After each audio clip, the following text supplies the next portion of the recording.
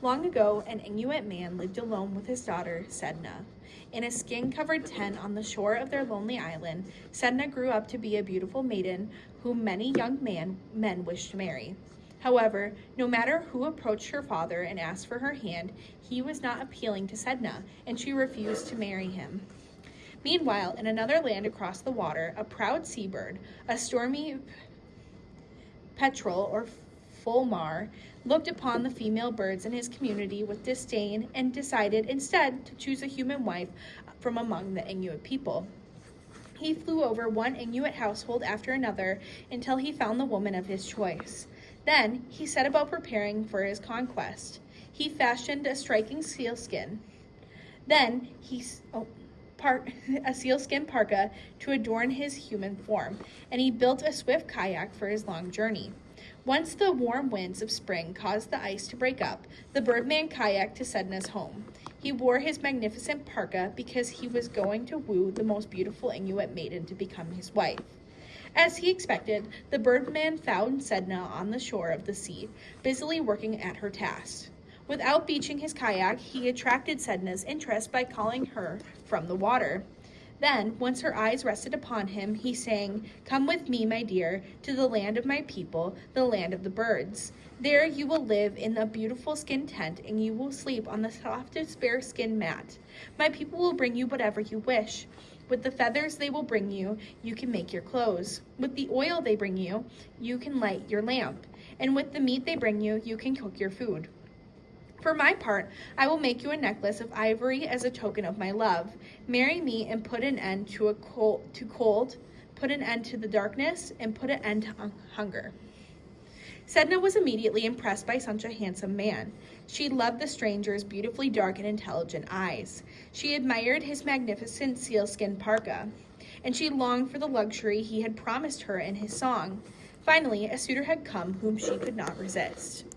Sedna ran to the tent, collected her few belongings in a sealskin bag, and announced to her father that she was leaving to marry a man of her choice. She did not care that the stranger was a birdman, and no argument of her father's could dissuade her. Sedna returned to the stranger in the kayak, who had now beached his craft on the shore, climbed into the bow of his boat, and went off with him. So it came to pass that Sedna became the wife of a well-dressed, promising stranger. The sea journey was difficult and tiring. When the couple finally reached the land of the seabird people, Sedna found that the birdman's song had been nothing but a ruse to win her. Instead of having a tent made from beautiful skins, she had to live in a tent fashioned from smelly fish skins that made so poor a cover that every blast of wind and flake of snow found its way inside. Instead of sleeping on a mat of the softest bearskin, she spent many sleepless nights on hard hide of a walrus. And instead of having tasty meat to eat, she had to eat whatever raw fish the seabirds brought her. Sedna did not care that her husband loved her. She spent her long days and longer nights remembering all the suitors whom she had rejected with her proud heart. She would sing longingly to her father, saying, "Oh, Father, if only you knew how miserable I am, you would put your kayak into the water, paddle to this dreadful land, and rescue me from this terrible people. My tent does not shelter me, my bed does not comfort me, and my food does not nourish me. Oh, how I want to go home to my own people." In this way, it came to pass that once again it was spring. Once the warm winds had caused the ice to break up, Sedna's father paddled off in the direction that he had seen the stranger take his daughter, for he wanted to visit Sedna in her husband's homeland. He arrived to find that the birdman was away fishing and Sedna was home alone. When Sedna's father saw how she was living, and when he heard Sedna's tales of her life among the Arctic seabirds, his heart filled with rage. As soon as her husband returned, Sedna's father killed the deceitful birdman who had enticed his daughter to come to this dreadful place.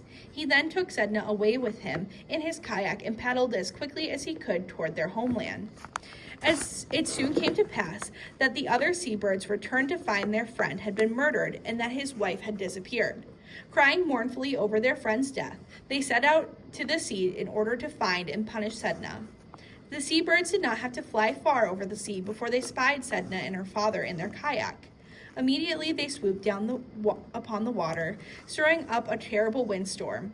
As they violently flapped their wings, their bodies darkened in the sky, and the winds caused the waters of the sea to rise above the kayak in mountainous waves. The small boat was doomed to swamp and sink in such a sea.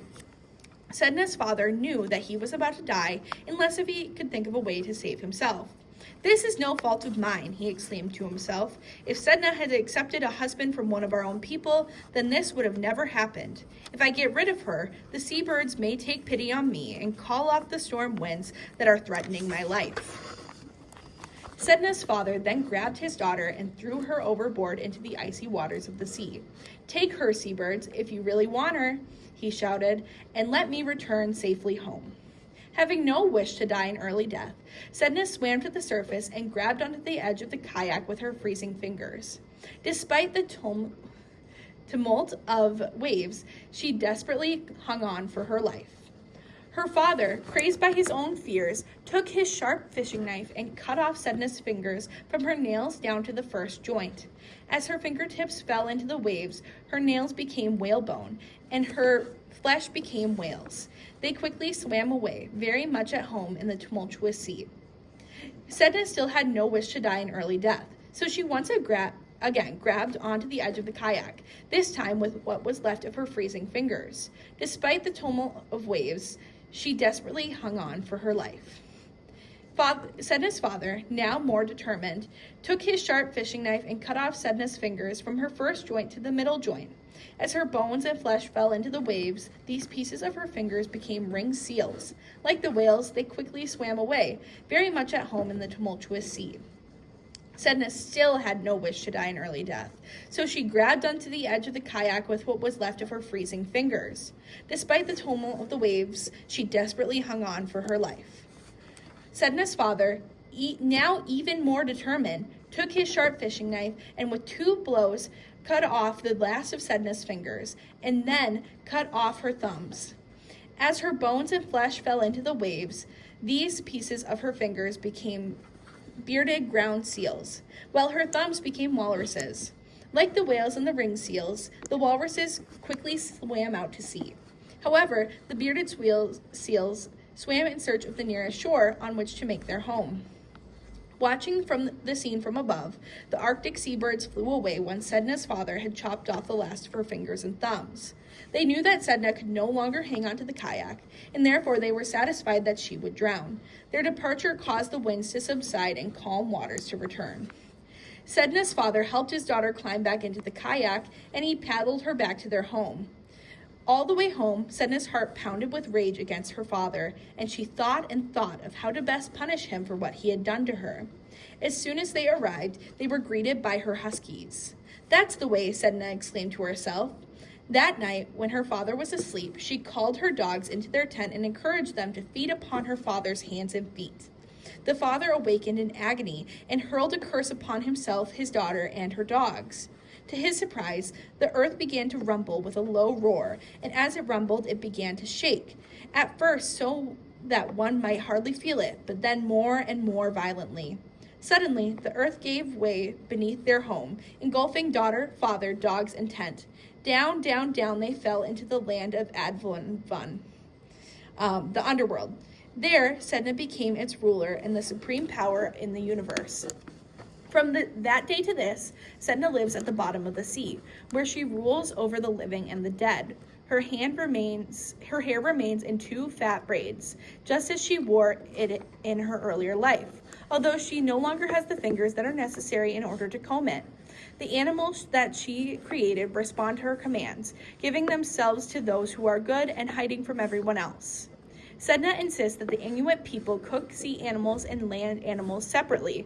To disobey this taboo angers her, and whenever Sedna becomes angry, her braided hair becomes tangled, and then she withholds animals from the Inuit hunters and creates the storms that swamp their kayaks and claim their lives. Whenever this happens, the Inuit people must perform special solemn ceremonies to win back Sedna's affection. Their shaman must take a spirit pilgrimage to her home beneath the sea, where he combs the tangles from her braided hair and pleads with her to forgive his people for breaking her taboos and to provide them with meat once again. On these occasions, Sedna is so happy to have the shaman's help that she generously rewards him and his people. Then, once again, this Inuit hunters find the animals that they desperately need in order to have food, clothing, shelter in their harsh world.